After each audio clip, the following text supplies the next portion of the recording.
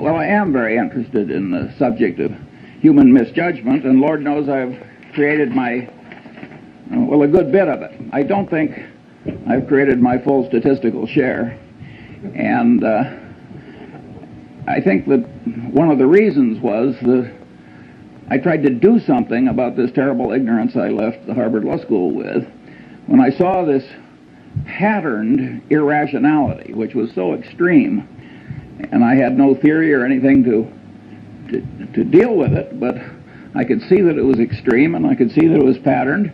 I just started to create my own system of psychology, partly by casual reading, but largely from personal experience, and I used that pattern to help me get through life. Fairly late in life, I stumbled into this book, Influence, by a psychologist named Bob Cialdini, who became a super tenured hotshot on a 2,000-person faculty at a very young age. And he wrote this book, which has now sold 300,000 copies, which is remarkable for it's an academic book aimed at a popular audience. And that filled in a lot of holes in my crude system.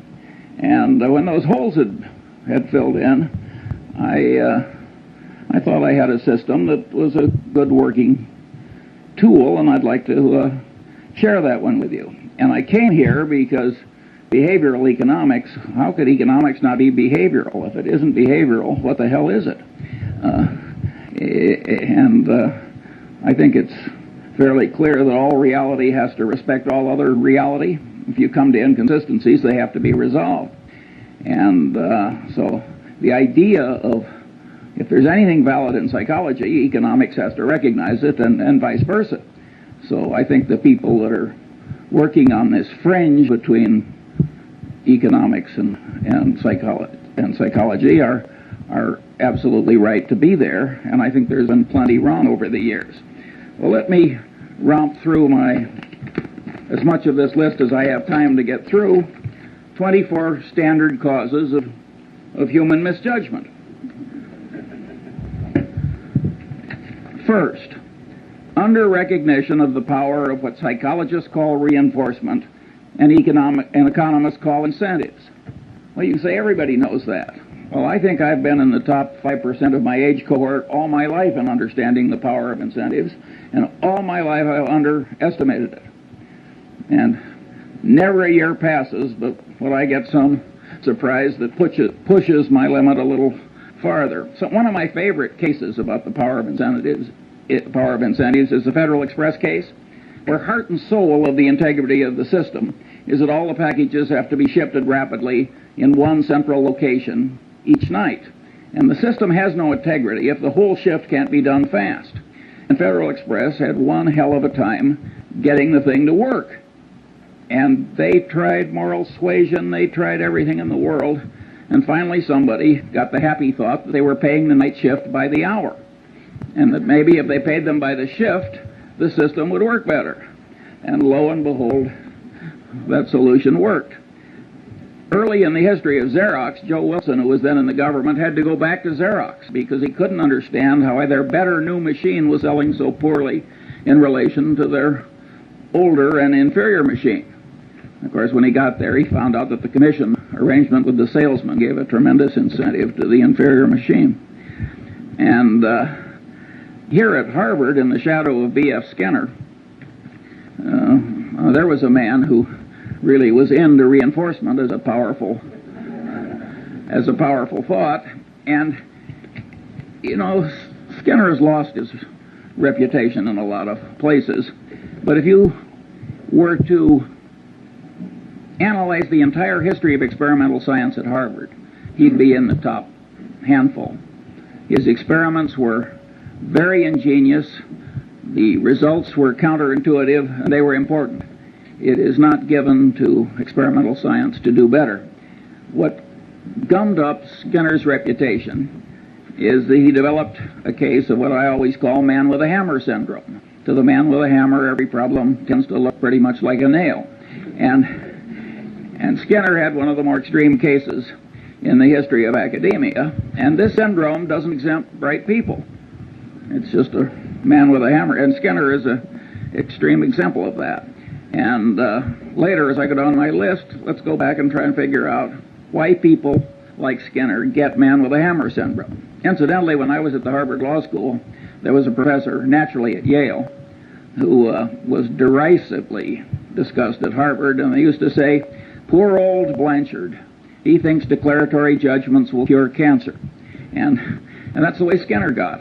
And not only that, he got he was literary, and he scorned opponents who had any different way of thinking or thought anything else was important. This is not a way to make a lasting reputation if the other people turn out to also be doing something important. My second factor is simple psychological denial. This first really hit me between the eyes when a friend of our family had a super athlete, super student son who flew off a carrier in the North Atlantic and never came back.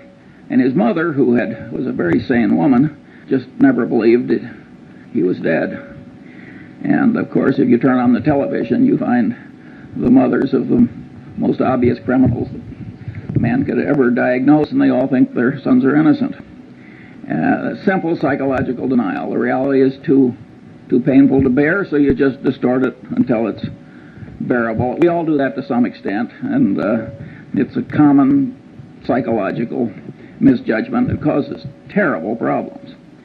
Third, incentive-caused bias, both in one's own mind and that of one's trusted advisor, where it creates what economists call agency costs.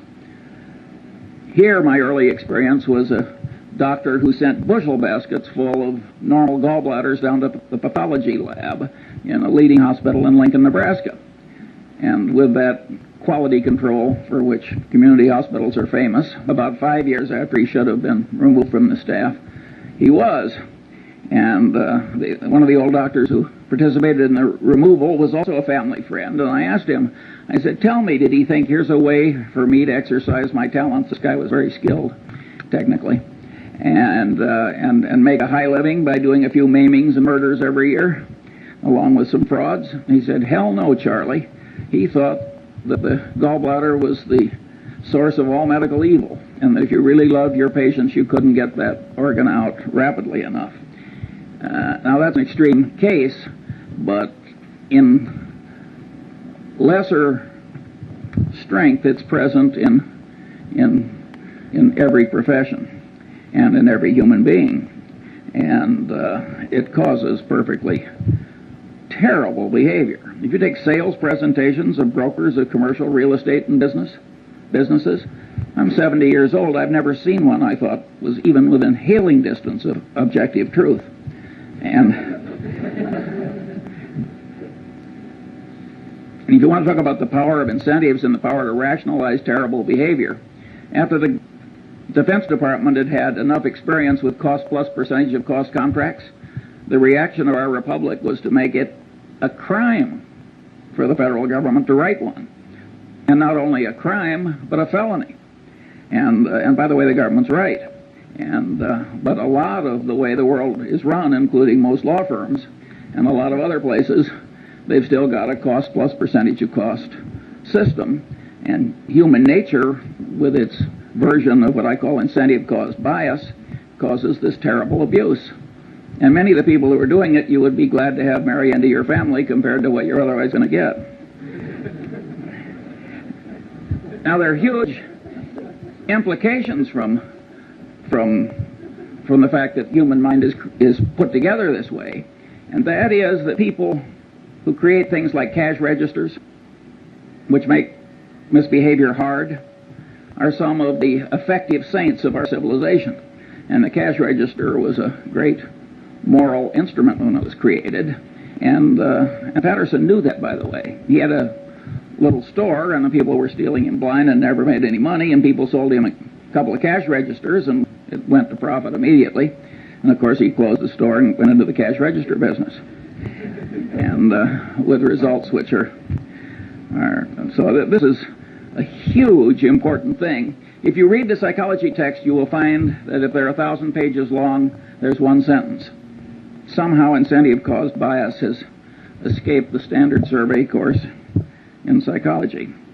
Fourth, and this is a superpower in error-causing psychological tendency, Bias from consistency and commitment tendency, including the tendency to avoid or promptly resolve cognitive dissonance, includes the self-confirmation tendency of all conclusions, particularly expressed conclusions, and with a special persistence for conclusions that are hard-won.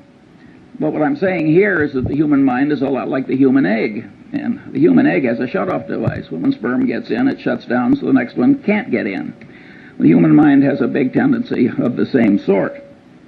And here again, it doesn't just catch ordinary mortals, it catches the deans of physics. According to Max Planck, the really innovative, important new physics was never really accepted by the old guard. Instead, a new guard came along that was less brain-blocked by its previous conclusions. And if Max Planck's crowd had this consistency and commitment tendency that kept their old conclusions intact in spite of disconfirming evidence, you can imagine what the crowd that you and I are part of behaves like. And of course, if you make a public disclosure of your conclusion, you're pounding it in to your own head. Many of these students that are screaming at us, they aren't convincing us, but they're forming mental chains for themselves, because what they're shouting out, they're pounding in. And I think educational institutions that create a climate where too much of that goes on are, in a fundamental sense, they're irresponsible institutions. It's very important to not put your brain in chains too young by what you shout out. And all these things like painful qualifying and initiation rituals, and all those things pound in your commitments and your ideas. And the Chinese brainwashing system, which was for war prisoners, which was way better than anybody else's, they maneuvered people into making tiny little commitments and declarations, and then they'd slowly build. That worked way better than torture. Sixth, bias from Pavlovian association, misconstruing past correlation as a reliable basis for decision making. I never took a course in psychology or economics either, for that matter, but I did learn about Pavlov in high school biology, and the way they taught it, so the dog salivated when the bell rang. So what? Nobody made the least effort to tie that to the wide world. Well, the truth of the matter is that Pavlovian association is an enormously powerful psychological force in the daily life of all of us. And indeed, in economics, we wouldn't have money without the role of so-called secondary reinforcement, which is a pure psychological phenomenon demonstrated in the laboratory. Practically, I'd say 3/4 of advertising works on pure Pavlov. I mean, think how pure association works. Take Coca-Cola Company, where we're the biggest shareholder.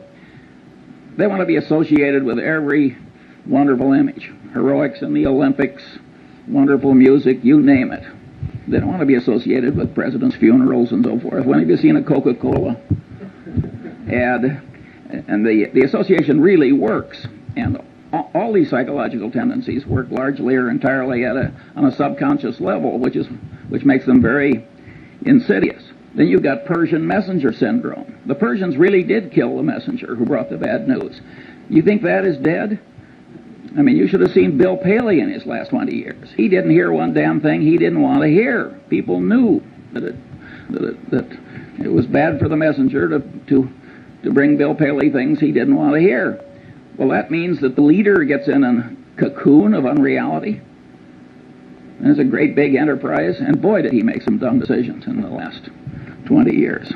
And no, Persian messenger syndrome is alive and well. When I saw some years ago Arco and Exxon arguing over a few hundred millions of ambiguity in their North Slope treaties before a Superior Court judge in Texas with armies of lawyers and experts on each side, now, this is a Mad Hatter's Tea Party. Two engineering-style companies can't resolve some ambiguity without spending tens of millions of dollars in some Texas Superior Court. In my opinion, what happens is that nobody wants to bring the bad news to the executives up the line. That here's a few $100 million you thought you had that you don't, and it's much safer to act like the Persian messenger who goes away to hide rather than bring home the news of the battle lost. talking about economics, you get a very interesting phenomenon that I've seen over and over again in a long life. You've got two products. Suppose they're complex technical product. Now you think under the laws of economics that if product A costs X, if product Y costs X minus something, it will sell better than if it sells at X plus something. But that's not so. In many cases, when you raise the price of the alternative product, it'll get a larger market share than it would when you make it lower than your competitor's product. That's because the bell, a Pavlovian bell, ordinarily there's a correlation between price and value. You have an information inefficiency. And so when you raise the price, the sales go up relative to your competitor. That happens again and again and again. It's a pure Pavlovian phenomenon, and you can say, well, the economists have figured this sort of thing out when they started talking about information inefficiencies. But that was fairly late in economics that they found such an obvious thing. And of course, most of them don't ask what causes the information inefficiencies. Well, one of the things that causes it is pure old Pavlov and his dog. Now you've got bias from Skinnerian association, operant conditioning, where you give the dog a reward and pound in the behavior that preceded the dog's getting the award. And of course, Skinner was able to create superstitious pigeons by having rewards come, by accident with certain occurrences. And of course, we all know people who are the human equivalents of superstitious pigeons. That's a very powerful phenomenon. And of course, operant conditioning really works. The people in the center who think that operant conditioning is important are very much right. It's just that Skinner overdid it a little. Where you see in business just perfectly horrible results from psychologically rooted tendencies is in accounting. If you take Westinghouse, which blew $2 or $3 billion pre-tax at least, loaning developers to build hotels and virtually 100% loans. Now you say any idiot knows that there's one thing you don't like, it's a developer, and another you don't like, it's a hotel. And to make 100% loan to a developer who's going to build a hotel. But this guy, he probably was an engineer or something, and he didn't take psychology any more than I did, and he got out there in the hands of these slick salesmen operating under their version of incentive cost bias, where any damn way of getting Westinghouse to do it was considered normal business, and they just blew it. That would never have been possible if the accounting system hadn't been such that for the initial phase of every transaction, it showed wonderful financial results. So people who have loose accounting standards are just inviting perfectly horrible behavior in other people, and it's a sin. It's an absolute sin. If you carried bushel baskets full of money through the ghetto and made it easy to steal, that would be a considerable human sin, because you'd be causing a lot of bad behavior, and the bad behavior would spread. Similarly, an institution that gets sloppy accounting commits a real human sin, and it's also a dumb way to do business, as Westinghouse has so wonderfully proved. Oddly enough, nobody mentions, at least nobody I've seen, what happened with Joe Jett and Kidder Peabody. The truth of the matter is the accounting system was such that by punching a few buttons, the Joe Jetts of the world could show profits, and profits that showed up in things that resulted in rewards and esteem and every other thing that human being. Well, the Joe Jetts are always with us, and they're not really to blame, in my judgment at least. But that bastard who created that foolish accounting system, who, so far as I know, has not been flayed alive, ought to be. Seventh, bias from reciprocation tendency, including the tendency of one in a role to act as other persons expect. Well, here again, Cialdini does a magnificent job at this, and you're all going to be given a copy of Cialdini's book. And if you have half as much sense as I think you do, you will immediately order copies for all of your children and several of your friends. You will never make a better investment. It is so easy to be a patsy for what he calls the compliance practitioners of this life. And but at any rate, reciprocation tendency is a very, very powerful phenomenon, and Cialdini demonstrated this by running around a campus, and he asked people to take juvenile delinquents to the zoo. And it was a campus, and so 1 in 6 actually agreed to do it. And after he'd accumulated the statistical output, he went around on the same campus, and he asked other people, he said, gee, would you devote 2 afternoons a week to taking juvenile delinquents somewhere and suffering greatly yourself to help them? And there he got 100% of the people to say no. But after he made the first request, he backed off a little. He said, well, would you at least take them to the zoo 1 afternoon? He raised the compliance rate from 1/3 to 1/2. He got 3 times the success by just going through the little ask for a lot and back off.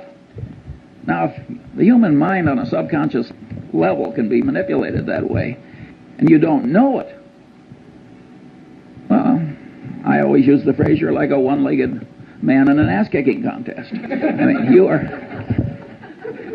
You are really giving a lot of quarter to the external world that you can't afford to give. And on this so-called role theory, where you tend to act in the way that other people expect, that's reciprocation, if you think about the way society is organized. And a guy named Zimbardo had people at Stanford divide into 2 pieces. One were the guards and the other were the prisoners. And they started acting out roles as people expected. He had to stop the experiment after about 5 days. He was getting into human misery and breakdown and pathological behavior. I mean, it was awesome.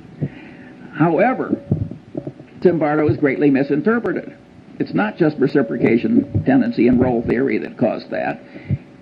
It's consistency and commitment tendency. Each person, as he acted as a guard or a prisoner, the action itself was pounding in the idea. Wherever you turn, this consistency and commitment tendency is affecting you. In other words, what you think may change what you do, but perhaps even more important, what you do will change what you think. And you can say, everybody knows that. I want to tell you, I didn't know it well enough early enough. 8. Now this is a Lollapalooza, and Henry Kaufman wisely talked about this. Bias from over-influence by social proof, that is, the conclusions of others, particularly under conditions of natural uncertainty and stress. And here, one of the cases the psychologist used is Kitty Genovese, where all these people, I don't know, 50, 60, 70 of them just sort of sat and did nothing while she was slowly murdered. Now, one of the explanations is everybody looked at everybody else and nobody else was doing anything, and so there's automatic social proof that the right thing to do is nothing. That's not a good enough explanation for Kitty Genovese, in my judgment. That's only part of it. There are microeconomic ideas in gain-loss ratios and so forth that also come into play. I think time and time again in reality, psychological notions and economic notions interplay. And the man who doesn't understand both is a damn fool. Big shot businessmen get into these waves of social proof. Do you remember some years ago when one oil company bought a fertilizer company? And every other major oil company practically ran out and bought a fertilizer company. And there was no more damn reason for all these oil companies to buy fertilizer companies. But they didn't know exactly what to do, and if Exxon was doing it, it was good enough for Mobil or vice versa. And of course, I think they're all gone now. It was a total disaster. Now let's talk about efficient market theory, a wonderful economic doctrine that had a long vogue in spite of the experience of Berkshire Hathaway. In fact, one of the economists who won, he shared a Nobel Prize. And as he looked at Berkshire Hathaway year after year, which people would throw in his face as saying maybe the market isn't quite as efficient as you think, he said, well, it's a 2 sigma event. And then he said we were a 3 sigma event. And then he said we were a 4 sigma event. And he finally got up to 6 sigmas. Better to add a sigma than change a theory just because the evidence comes in differently. And of course, when this share of a Nobel Prize went into money management himself, he sank like a stone. If you think about the doctrines I've talked about, namely, 1, the power of reinforcement. After all, you do something and the market goes up and you get paid and rewarded and applauded and what have you. You're getting a lot of reinforcement if you make a bet in a market and the market goes with you. Also, there's social proof. I mean, the prices in the market are the ultimate form of social proof, reflecting what other people think.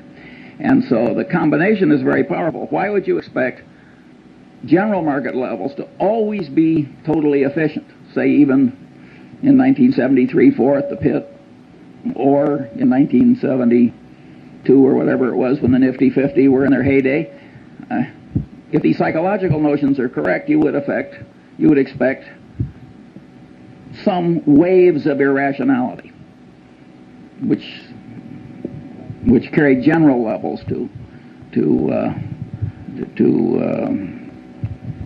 so they're inconsistent with reason. 9. What made these economists love the efficient market theory is the math was so elegant. And after all, math was what they'd learned to do. The man with a hammer, every problem tends to look pretty much like a nail. The alternative truth was a little messy. And they'd forgotten the great economist Keynes, whom I think said, better to be roughly right than precisely wrong. 9. Bias from contrast cause distortions of sensation, perception, and cognition. Here, the great experiment that Cialdini does in his class is he takes 3 buckets of water. One's hot, one's cold, and one's room temperature. He has the student stick his left hand in the hot water and his right hand in the cold water. Then he has them remove the hands and put them both in the room temperature bucket. And of course, with both hands in the same bucket of water, one seems hot and the other seems cold, because the sensation apparatus of man is over-influenced by contrast. It has no absolute scale. It's got a contrast scale in it. And it's a scale with quantum effects in it, too. It takes a certain percentage change before it's noticed. Maybe you've had a magician remove your watch. I certainly have, without your noticing it. It's the same thing. He's taking advantage of your contrast type troubles in your sensory apparatus. But here the great truth is that cognition mimics sensation, and the cognition manipulators mimic the watch removing magician.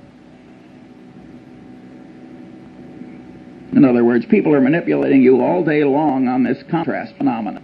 Cialdini cites the case of the real estate broker, and you got the rube that's been transferred into your town, and the first thing you do is you take the rube out to 2 of the most awful overpriced houses you've ever seen. And then you take the rube to some moderately overpriced house, and then you stick them.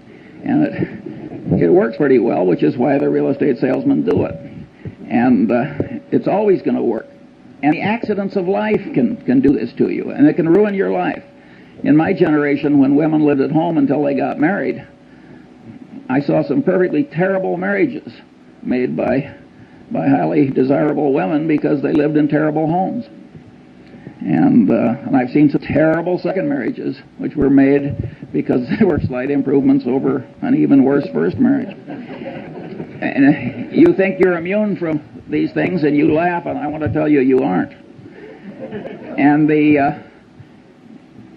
my favorite analogy, I can't vouch for the accuracy of. I have this worthless friend I like to play bridge with, and he's a total intellectual amateur that lives on inherited money. But he told me once something I really enjoyed hearing. He said, Charlie, he says, if you throw a frog into very hot water, the frog will jump out. But if you put the frog in room temperature water and just slowly heat the water up, the frog will die there. Now, I don't know whether that's true about a frog, but it sure as hell true about many of the businessmen I know. And there again, it is the contrast phenomenon. These are hotshot, high-powered people.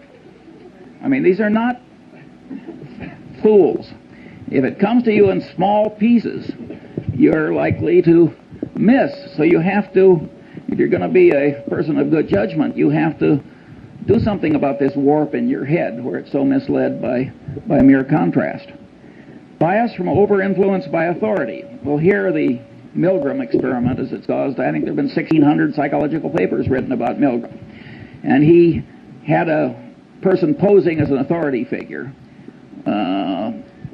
trick ordinary people into giving what they had every reason to expect was heavy torture by electric shock to perfectly innocent fellow citizens. And the experiment has been, he was trying to show that why Hitler succeeded and a few other things. So this really caught the fancy of the world. Partly it's so politically correct, and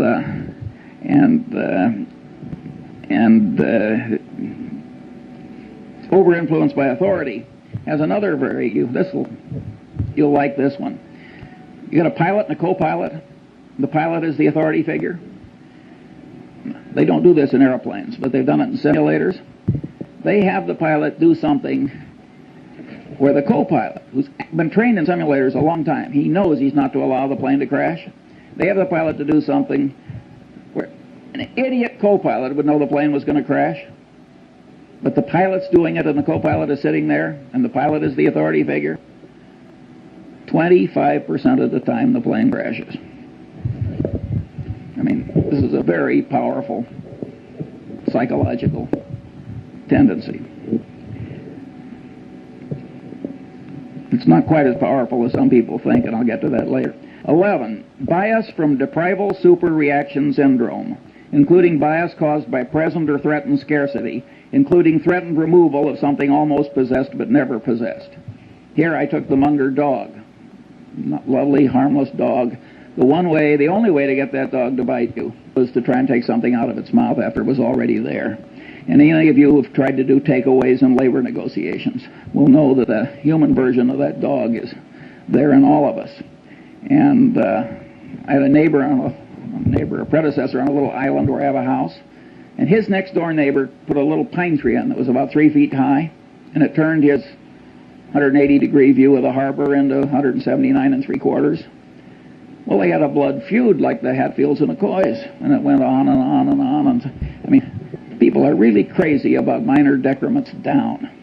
And then, if you act on them, you get into reciprocation tendency, because you don't just reciprocate affection, you reciprocate animosity, and the whole thing can escalate. And so, huge insanities can come from just subconsciously overweighing the importance of what you're losing or almost getting and not getting. And the extreme business case here was New Coke.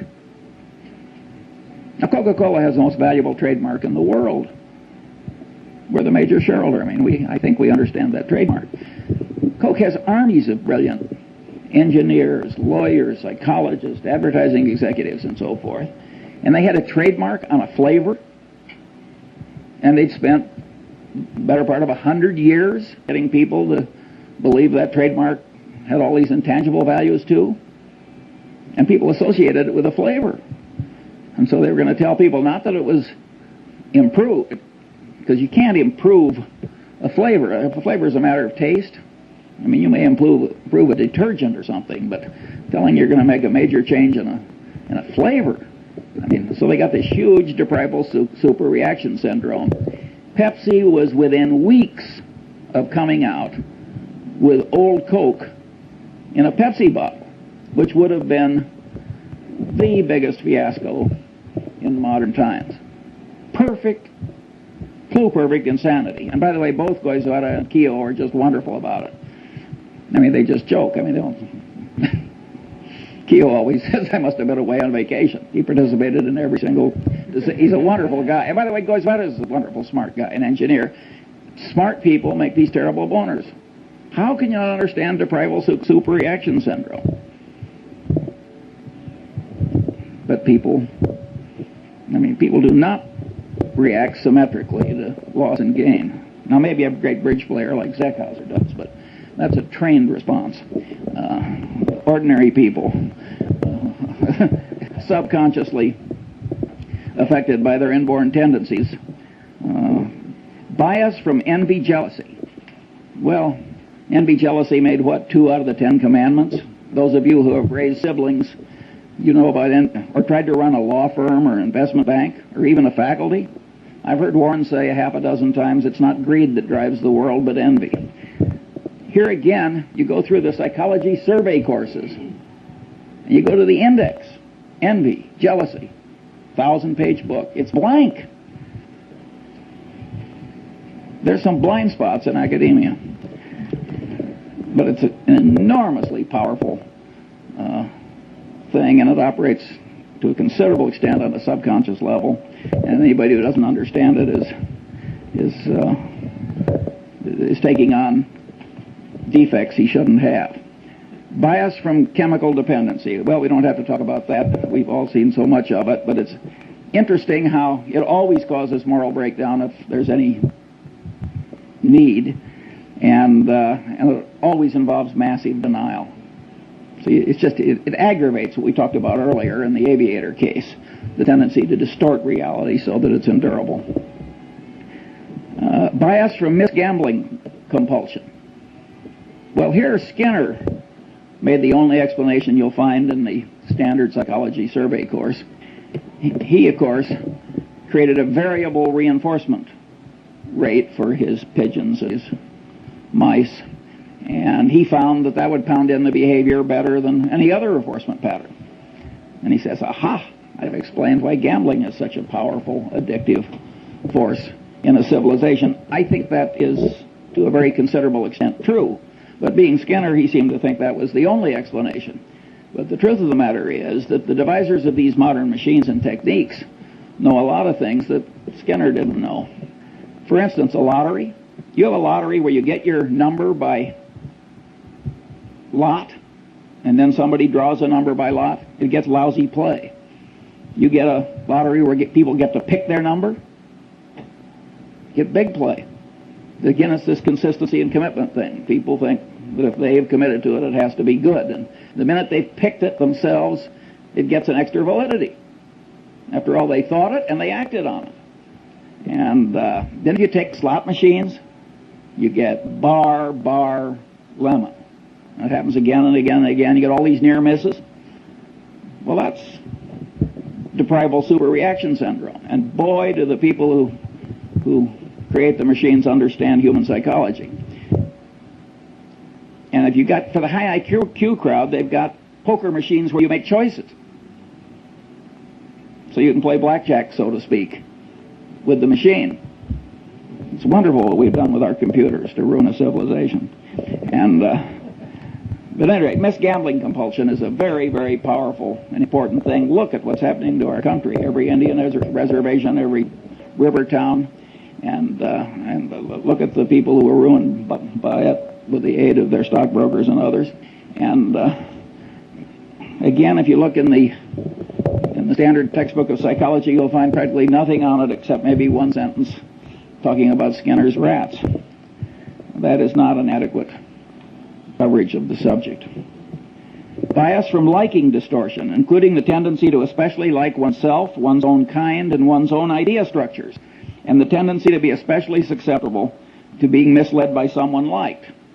Disliking distortion, bias from that. The reciprocal of liking distortion, and the tendency not to learn appropriately from someone disliked. Well, here again we've got hugely powerful tendencies, and if you look at the wars in part of the Harvard Law School, as we say here, you can see that very brilliant people get into this almost pathological behavior. And these are very, very powerful, basic, subconscious psychological tendencies, or at least partly subconscious. Now let's get back to B.F. Skinner, man with a hammer syndrome revisited. Why is man with the hammer syndrome always present? Well, if you stop to think about it, it's incentive-caused bias. His professional reputation is all tied up with what he knows. He likes himself and he likes his own ideas, and he's expressed them to other people. Consistency and commitment tendency. I mean, you got 4 or 5 of these elementary psychological tendencies combining to create this man with a hammer syndrome. And once you realize that you can't really buy your thinking done, partly you can, but largely you can't in this world, you have learned a lesson that's very useful in life. George Bernard Shaw said, and had a character say in The Doctor's Dilemma, in the last analysis, every profession is a conspiracy against the laity. But he didn't have it quite right, because it isn't so much conspiracy as it is a subconscious psychological tendency. The guy tells you what is good for him. He doesn't recognize that he's doing anything wrong any more than that doctor did when he was pulling out all those normal gallbladders. And he believes that his own idea structures will cure cancer. And he believes that the demons that he's the guardian against are the biggest demons and the most important ones. And in fact, they may be very small demons compared to the demons that you face. So you're getting your advice in this world from your paid advisor with this huge load of ghastly bias. And woe to you. There are only two ways to handle it. You can hire your advisor and then just apply a windage factor, like I used to do when I was a rifle shooter. I just adjust for so many miles an hour of wind. Or you can learn the basic elements of your advisor's trade. You don't have to learn very much, by the way, because you learn just a little, and then you can make him explain why he's right. And those two tendencies will take part of the warp out of the thinking you've tried to hire done. By and large, it works terribly. I have never seen a management consultant's report in my long life that didn't end with the following paragraph: what this situation really needs is more management consulting. Never once. I always turn to the last page. Of course, Berkshire Hathaway doesn't hire them, so I only do this on sort of a voyeuristic basis. Sometimes I'm in a non-profit where some idiot hires one.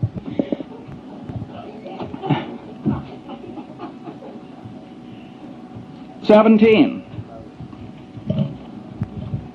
Bias from the non-mathematical nature of the human brain in its natural state, as it deals with probabilities employing crude heuristics, and is often misled by mere contrast, a tendency to overweigh conveniently available information, and other psychologically rooted misthinking tendencies on this list, when the brain should be using the simple probability mathematics of Fermat and Pascal, applied to all reasonably obtainable and correctly weighted items of information that are of value in predicting outcomes.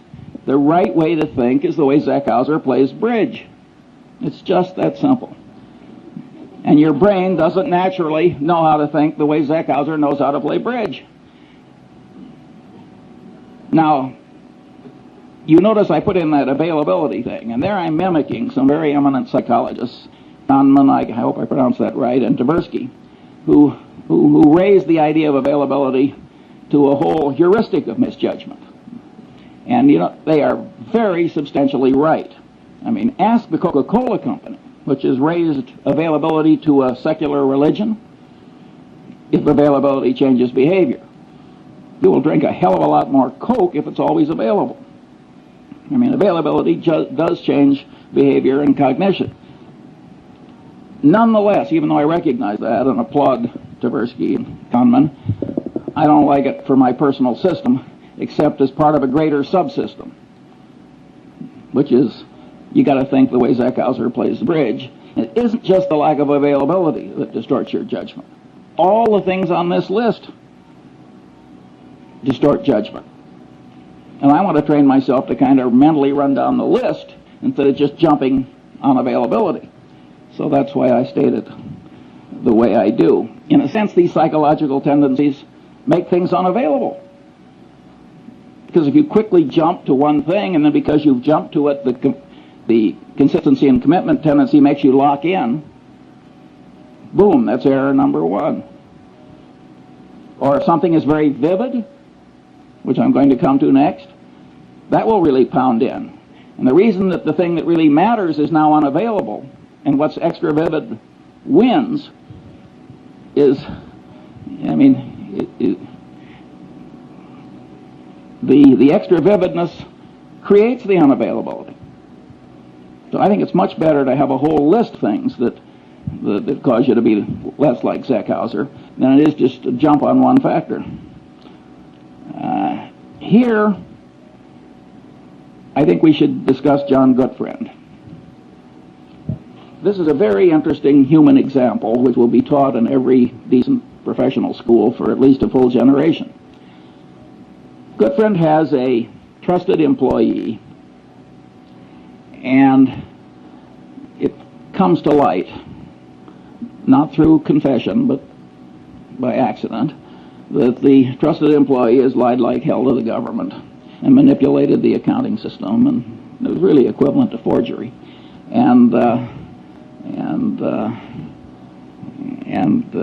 man immediately says, "I've never done it before. I'll never do it again. It was an isolated example." And of course, it was obvious that he was trying to help the government as well as himself, because he thought the government had been dumb enough to pass a rule that he'd spoken against. And after all, if a government's not going to pay attention to a bond trader at Solomon, what kind of a government can it be? But at any rate, and this guy has been part of a little clique that has made, way over $1 billion for Solomon in the very recent past. And it's a little handful of people. And so there are a lot of psychological forces at work. And you know the guy's wife, and he's right in front of you, and there's human sympathy, and he's sort of asking for your help, which is a form which encourages reciprocation, and there are all these psychological tendencies are working, plus the fact he's part of a group that will pay a lot of money for you. At any rate, good friend does not cashier the man.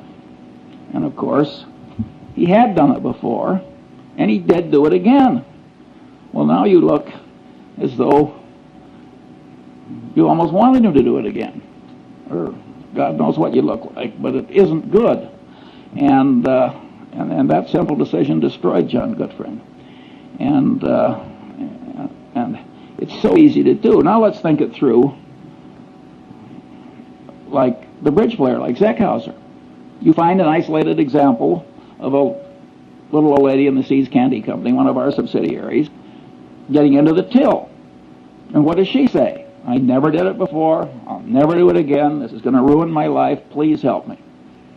And you know her children and her friends, and she's been around 30 years, and standing behind the candy counter with swollen ankles, and you're an old lady. It isn't that glorious a life. And you're rich and powerful, and there she is. "I never did it before. I'll never do it again." Well, how likely is it that she never did it before? If you're going to catch 10 embezzlements a year, what are the chances that any one of them, applying what Tversky and Kahneman call baseline information, will be somebody who only did it this once? And the people who have done it before and are going to do it again, what are they all going to say? Well, in the history of the Seas Candy Company, they always say, "I never did it before, and I'm never going to do it again." And we cashier them. It would be evil not to, because terrible behavior spreads. Remember, what was it, Serpico? I mean, you let that stuff, you got social proof, you got incentive caused bias, you got a whole lot of psychological factors that will cause the evil behavior to spread. And pretty soon the whole your place is rotten, the civilization is rotten. It's not the right way to behave. And I will admit that when I knew the wife and children, I have paid severance pay when I fire somebody for taking a mistress on an extended foreign trip. It's not the adultery I mind, it's the embezzlement. But there, I wouldn't do it where Goodfriend did it, where they've been cheating somebody else on my behalf. There, I think you have to cashier. But if they're just stealing from you and you get rid of them, I don't think you need the last ounce of vengeance. In fact, I don't think you need any vengeance. I don't think vengeance is much good. Now we come bias from over-influence by extra vivid evidence. Here's one. I'm at least $30 million poorer as I sit here giving this little talk, because I once bought 300 shares of a stock, and the guy called me back and said, "I've got 1,500 more. I said, "Will you hold it for 15 minutes while I think about it?" And the CEO of this company, I have seen a lot of vivid peculiarities in a long life, but this guy set a world record.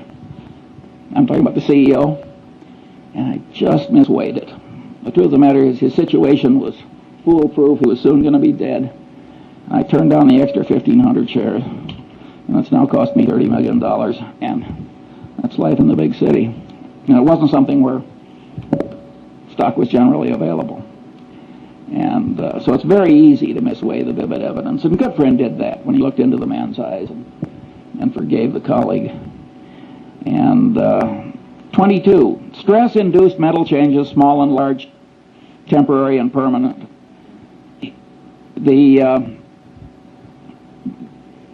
I've skipped one. Mental confusion caused by information not arrayed in the mind in theory structures, creating sound generalizations developed in response to the question why. Also misinfluence from information that apparently but not really answers the question why. Also failure to obtain deserved influence caused by not properly explaining why. Well, we all know people who flunk, and they try and memorize, and they try and spout back, and it doesn't work. The brain doesn't work that way. You've got to array facts on theory structures answering the question why. If you don't do that, you cannot handle the world. And now we get to Feuerstein, who was the general counsel of Salomon when Goodfriend made his big error. And Feuerstein knew better. He told Goodfriend, you have to report this as a matter of morality and prudent business judgment. He said, it's probably not illegal, there's probably no legal duty to do it, but you have to do it as a matter of prudent conduct and proper dealing with your main customer. And he said that to Goodfriend on at least 2 or 3 occasions. And he stopped. And of course the persuasion failed. And when Goodfriend went down, Feuerstein went with him. And it ruined a considerable part of Feuerstein's life. Well, Feuerstein was a member of the Harvard Law Review who made an elementary psychological mistake. You want to persuade somebody, you really tell them why. And what have we learned in lesson 1? Incentives really matter. He should have told, and vivid evidence really works. He should have told Goodfriend, you are likely to ruin your life and disgrace your family and lose your money. And is Mosier worth this? I know both men, that would have worked. So Feuerstein flunked elementary psychology, this very sophisticated, brilliant lawyer. Well, don't you do that. It's not very hard to do, just to remember that why is terribly important. Other normal limitations of sensation, memory, cognition, and knowledge, well, I don't have time for that. Stress-induced mental changes. Here my favorite example is the great Pavlov, and he had all these dogs in cages which had all been conditioned into changed behaviors. And the great Leningrad flood came, and just went right up, and the dog's in a cage, and the dog had as much stress as you can imagine a dog ever having. And the water receded in time to save some of the dogs, and Pavlov noted that they'd had a total reversal of their conditioned personality. Well, being the great scientist he was, he spent the rest of his life giving nervous breakdowns to dogs. And he learned a hell of a lot that I regard as very interesting. I have never known any Freudian analyst who knew anything about the last work of Pavlov, and I've never met a lawyer who understood that what Pavlov found out with those dogs had anything to do with programming and deprogramming and cults and so forth. I mean, the amount of elementary psychological ignorance is out there in high levels is very substantial. Then we've got other common mental illnesses and declines, temporary and permanent, including the tendency to lose ability through disuse. And then I've got mental and organizational confusion from say-something syndrome. And here my favorite thing is the bee, the honeybee. And the honeybee goes out and finds the nectar, and he comes back and he does a dance that communicates to the other bees where the nectar is, and they go out and get it. Well, some scientist who was clever, like B.F. Skinner, decided to do an experiment. He put the nectar straight up, way up. Well, in a natural setting, there is no nectar way the hell straight up. And the poor honeybee doesn't have a genetic program that is adequate to handle what he now has to communicate. And you'd think the honeybee would come back to the hive and slink into a corner. But he doesn't. He comes into the hive and does this incoherent dance. And all my life I've been dealing with the human equivalent of that honeybee. and it's a very important part of human organization to set things up so the noise and the reciprocation and so forth of all these people who have what I call say-something syndrome don't really affect the decisions. Now, the time has come to ask 2 or 3 questions. This is the most important question in this whole talk. What happens when these standard psychological tendencies combine? What happens when the situation or the artful manipulation of man causes several of these tendencies to operate on a person toward the same end at the same time? The clear answer is the combination greatly increases power to change behavior compared to the power of merely one tendency acting alone. Examples are Tupperware parties. Tupperware has now made billions of dollars out of a few manipulative psychological tricks. It was so schlock that directors of Justin Dart's company resigned when he crammed it down his board's throat. And he was totally right, by the way, judged by economic outcomes. Mooney conversion methods. Boy, do they work. He just combines 4 or 5 of these things together. The system of Alcoholics Anonymous. A 50% no drinking rate outcome when everything else fails. It's a very clever system that uses 4 or 5 psychological systems at once toward, I might say, a very good end. The Milgram experiment. See, Milgram, it's been widely interpreted as mere obedience. But the truth of the matter is that the experimenter who got the students to give the heavy shocks in Milgram, he explained why. It was a false explanation. We need this to look for scientific truth and so on. That greatly changed the behavior of the people. And number 2, he worked them up. Tiny shock, little larger, little larger. So commitment and consistency tendency and the contrast principle were both working in favor of this behavior. So again, it's 4 different psychological tendencies. That's when you get these Lollapalooza effects, you will almost always find 4 or 5 of these things working together. When I was young, there was a whodunit hero who always said, cherchez la femme. And what you should search for in life is the combination, because the combination is likely to do you in. Or if you're the inventor of Tupperware parties, it's likely to make you enormously rich if you can stand shaving when you do it. Then one of my favorite cases is the McDonnell-Douglas airliner evacuation disaster.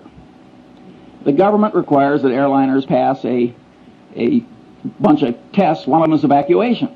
Get everybody out, I think it's 90 seconds or something like that. It's some short period of time. The government has rules, make it very realistic, so on and so on. You can't select nothing but 20-year-old athletes to evacuate your airliner. So McDonnell-Douglas schedules one of these things in a hangar, and they make the hangar dark, and the concrete floor is 25 feet down, and they got these little rubber chutes, and they got all these old people, and they ring the bell, and they all rush out, and in the morning, when the first test is done, they create, 20 terrible injuries that will go off to hospitals. And of course, they scheduled another one for the afternoon. By the way, they didn't meet the time schedule either, in addition to causing all the injuries. Well, so what do? They do it again in the afternoon. Now they create 20 more injuries and 1 case of a severed spinal column with permanent unfixable paralysis. These are engineers, these are brilliant people, this is thought over through in a big bureaucracy. Again, it's a combination of attendance. Authorities told you to do it. He told you to make it realistic. You've decided to do it. You've decided to do it twice. Incentive cost bias. If you pass, you save a lot of money. You've got to jump this hurdle before you can sell your new airliner. Again, 3, 4, 5 of these things work together, and it turns human brains into mush. And maybe you think this doesn't happen in picking investments? If so, you're living in a different world than I am. Finally, the open outcry auction. The open outcry auction is just made to turn the brain into mush. You get social proof, the other guy is bidding, you get reciprocation tendency, you get deprival superreaction syndrome, the thing is going away. I mean, it's just absolutely designed to manipulate people into idiotic behavior. Finally, the institution of the board of directors of a major human American company. Well, the top guy is sitting there, he's an authority figure. He's doing asinine things. You look around the board, nobody else is objecting. Social proof, it's okay. Reciprocation tendency, he's raising the director's fees every year. He's flying you around in the corporate airplane to look at interesting plants or whatever the hell they do. And You go, and you really get extreme dysfunction as a corrective decision-making body in the typical American board of directors. They only act, again, the power of incentives, they only act when it gets so bad that it starts reflecting, making them look foolish or threatening legal liability to them. That's Munger's rule. I mean, there are occasional things that don't follow Munger's rule, but by and large, the board of directors is a very ineffective corrector if the top guy is a little nuts, which of course frequently happens. The second question: isn't this list of standard psychological tendencies improperly tautological compared with the system of Euclid? That is, aren't there overlaps, and can't some items on the list be derived from combinations of other items? The answer to that is plainly yes. 3, what good is in the practical world is the thought system indicated by the list? Isn't practical benefit prevented because these psychological tendencies are programmed into the human mind by broad evolution, so we can't get rid of them? Broad evolution, I mean the combination of genetic and cultural evolution, but mostly genetic. Well, the answer is the tendencies are partly good, and indeed probably much more good than bad, otherwise they wouldn't be there. By and large, these rules of thumb have worked pretty well for man given his limited mental capacity, and that's why they were programmed in by broad evolution. At any rate, they can't be simply washed out automatically, and they shouldn't be. Nonetheless, the psychological thought system described is very useful in spreading wisdom and good conduct when one understands it and uses it constructively. Here are some examples.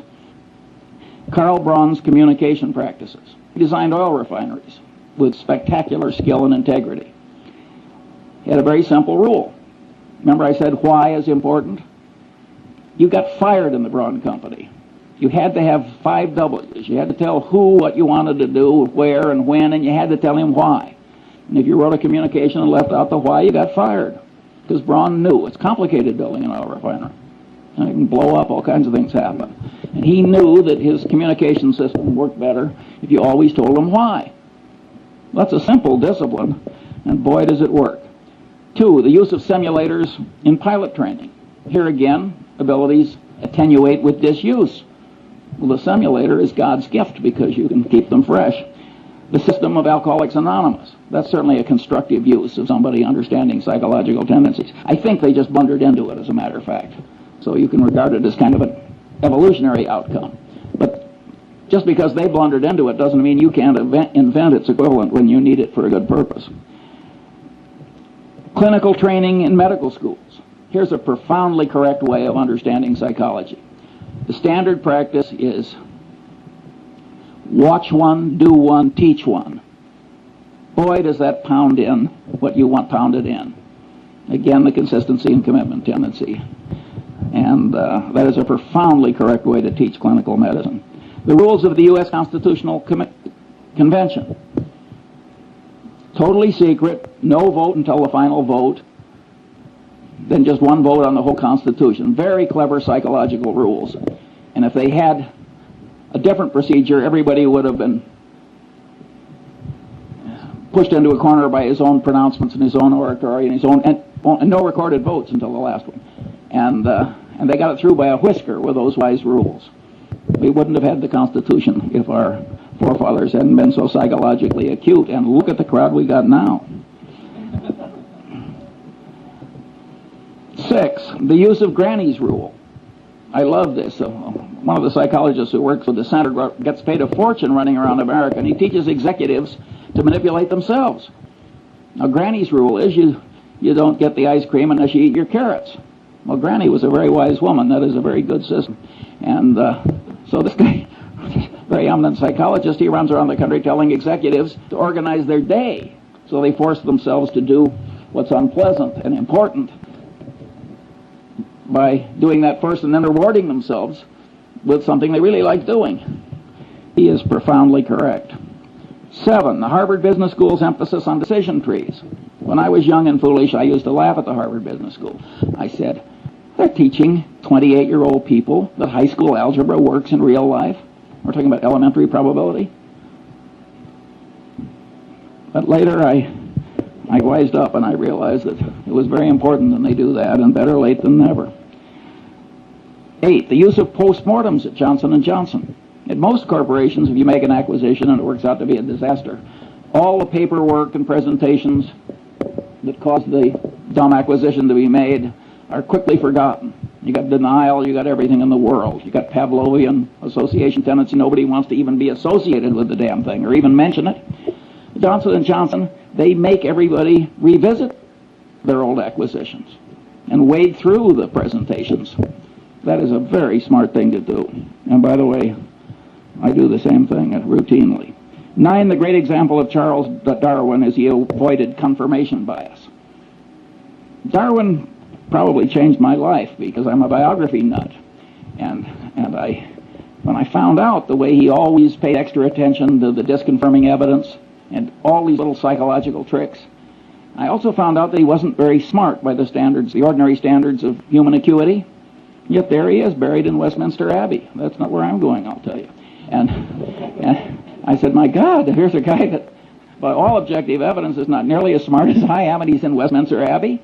He must have tricks I should learn. And I started wearing little hair shirts like Darwin to try and train myself out of these subconscious psychological tendencies that cause so many errors.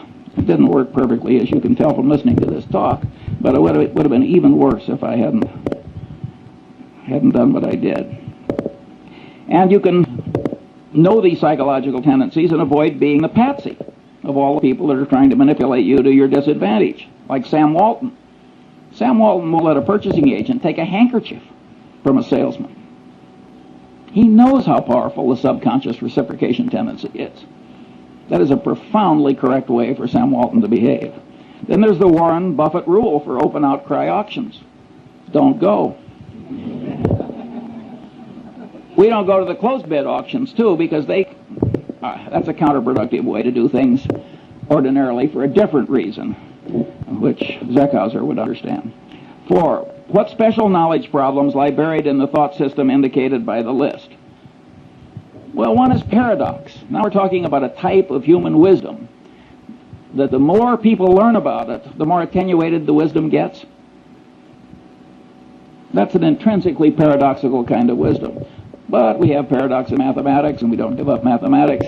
I say, damn the paradox. This stuff is wonderfully useful. And by the way, the granny's rule, when you apply it to yourself, is sort of a paradox in a paradox. The manipulation still works even though you know you're doing it.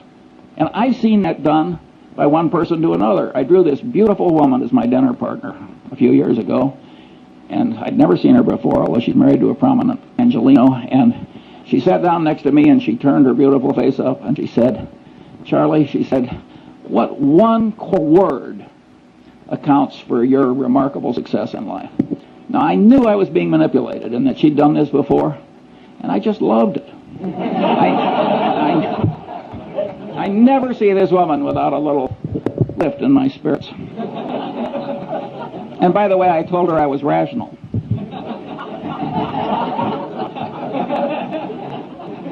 You'll have to judge yourself whether that's true.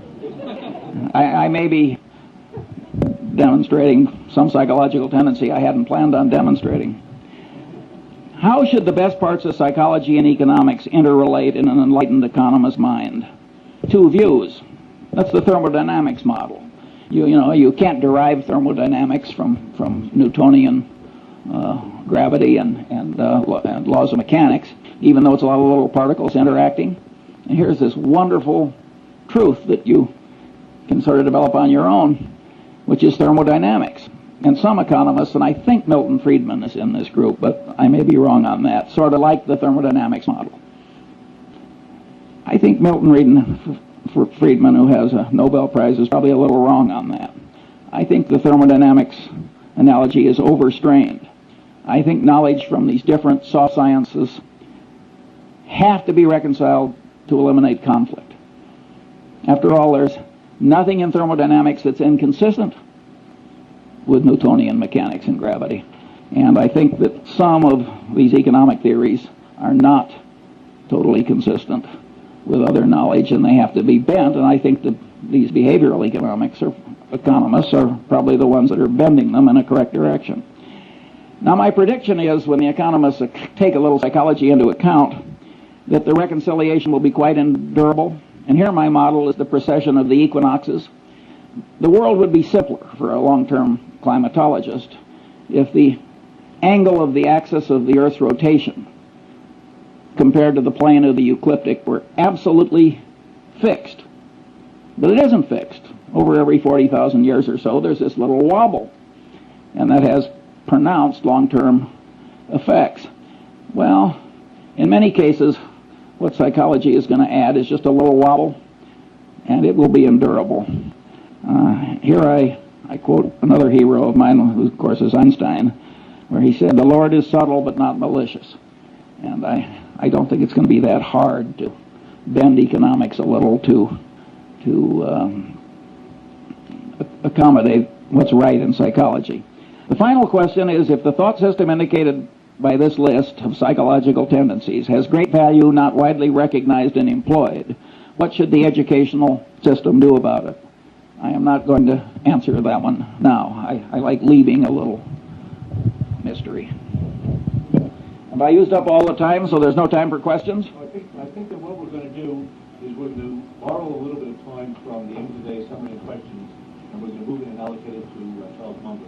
That's definitely the thing. So when we have questions for 10 to 15 minutes, and then we'll ask other people questions mostly. By the way, the dean of the Stanford Law School is here today, Paul Brest, and he is trying to create a course at the Stanford Law School that tries to work stuff similar to this into worldly wisdom for lawyers, which I regard as a profoundly good idea, and he wrote an article about it, and you'll be given a copy along with Cialdini's book. Questions? Yeah. Would we be able to get a copy of that list of 24? Yes. I presume there would be one curious man. And I have it, and I'll put it over there on the table, but don't take more than one because I didn't anticipate such a big crowd. And if we run short, I'm sure the center is up to making other copies. And yeah. Well, let me just ask one question. If I had listened to this talk, I might have thought that you were a psychologist. I can't hear you. If I had listened to this talk, I might have thought, in fact, Charles Munger was a psychology professor operating at a business school. Every once in a while on a micro issue, you told us how you would have dealt with one of these issues, for example, with the unfortunate lady from Seas. But you didn't tell us how these tendencies affected you in what's probably the most important, or one of the most important elements of your success, which was deciding where to invest your money.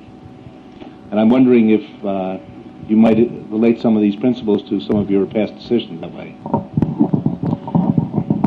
Well, of course, an investment decision in the common stock of a company frequently involves a whole lot of factors interacting. Usually, of course, there's one big, simple model. And a lot of those models are microeconomic. And I have a little list of, it wouldn't be nearly 24 of those, but I don't have time for that one. And I don't have too much interest in teaching other people how to get rich. My personal, and that isn't because I fear the competition or anything like that. Warren has always been very open about what he's learned, and I share that ethos. My personal behavior model is Lord Keynes. I wanted to get rich so I could be independent, and so I could do other things like give talks on the intersection of psychology and economics. I didn't want to turn it into a total obsession. Yeah. Out of those 24, could you tell us the one rule that is most important? I would say the one thing that causes the most trouble is when you combine a bunch of these together, you get this Lollapalooza effect. And if you read the psychology textbooks, they don't discuss how these things combine, at least not very much. Do they multiply? Do they add? How does it work? I think it would be just an automatic subject for research, but it doesn't seem to turn the psychology establishment on. I think this is a man from Mars approach to psychology. I just reached in and took what I thought I had to have. That is a different set of incentives from rising in an economic establishment where the reward system, again, the reinforcement, comes from being a truffle hound. That's what Jacob Viner, the great economist, called it, the truffle hound. An animal so bred and trained for one narrow purpose that he wasn't much good at anything else. And that is the reward system in a lot of academic departments. It is not necessarily for the good. It may be fine if you want new drugs or something. You want people stunted in a lot of different directions so they can grow in one narrow direction. But I don't think it's good teaching psychology to the masses. In fact, I think it's terrible.